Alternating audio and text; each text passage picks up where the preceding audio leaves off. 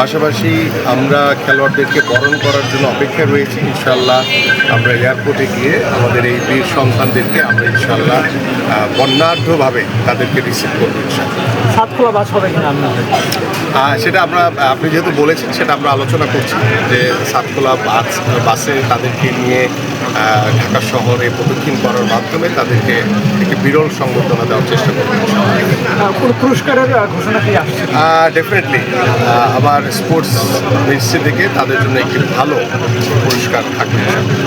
দেয়ান এবং দেখলাম সুলেমান, রোনান এবং দেখলাম দুজনই দুর্দান্ত পারফর্ম করেছেন এবং শেষ কিকটা রোনানি নিয়েছেন। তো ওদের ফিউচারটাকে আপনি কীভাবে দেখছেন? ডেফিনেটলি ওরা তো যেহেতু আন্ডার-20 যে আমাদের সাব টিম, আমরা আশা করি যে খুব শীঘ্রই তারা বাংলাদেশের যে টপ টিম রয়েছে আমাদের বাংলাদেশ ফুটবল টিমে তারা মেইন টিমে তারা খেলার সুযোগ পাবে ইনশাআল্লাহ। আশা করি এই জয়টা বাংলাদেশের জন্য খুব বিশেষ খেলা। ডেফিনেটলি কারণ আমরা এবং আমাদের মাননীয় প্রধানমন্ত্রী এবং তার পরিবার এতটাই ক্রিয়াবান্ধব। সো আমরা বিশ্বাস করি যে আমরা এইভাবে বাংলাদেশ ফুটবল ক্রিকেট থেকে শুরু করে সকল স্পোর্টস এগিয়ে যাবে ইনশাল্লাহ। আমরাও আমাদের সামাজিক আমরা রাষ্ট্রীয়ভাবে আমরা এই সমাজ গঠনের অন্যতম একটি মাধ্যম হবে খেলাধুলা, এবং সেই খেলাধুলার মাধ্যমে আমরা ইনশাল্লাহ আমরা আমাদের দেশকে অনেক দূরে এগিয়ে নিয়ে যাবো।